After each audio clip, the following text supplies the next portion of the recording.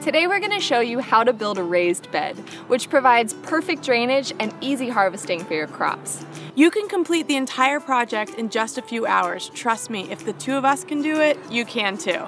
Here's everything you need to build a 4-foot square raised bed. We're using sustainably harvested construction heart or Conhart redwood, which we special ordered at the lumber store. Conhart is particularly rot resistant because it comes from the center of the log. For the corners, we're using 4x4 redwood posts cut to 16 inches long. That extra length will help anchor the bed into the ground. We also grabbed a box of 24 3.5-inch number 14 wood screws. And as much as we hate working with it because it's so darn pointy, we also grabbed a roll of gopher wire, which we'll use to line the bottom of the bed. This will prevent gophers from coming up through the soil and eating our crops. We also have a staple gun on hand to connect the mesh to the bed. We're all set with 16 cubic feet of planting soil. You can purchase this in bags, typically sold in 1 to 2 cubic feet, or get it in bulk at a soil yard. We also have an electric drill, a level, and wood clamps. We save time by having the lumberyard cut our wood to size. If you're not doing this, you'll need a power or table saw to get your dimensions just right. Enough talk, let's build this bed. On a flat, level surface, assemble the bed upside down. Set a board on its thin edge and place a corner post at one end. We like to use these wood clamps to hold the boards flush. Secure the post with 3 screws and repeat at the other end of the board. Do this for all 4 corners, completing your square.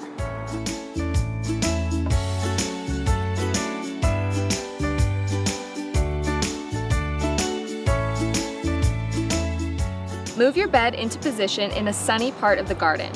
Remember, most veggies like full sun, which is about 6 hours a day.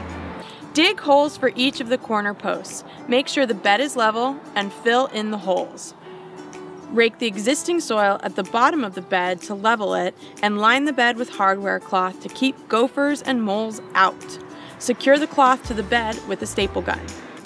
Fill the bed with a mix of planting soil and compost. Rake it smooth and moisten with a gentle spray from the hose.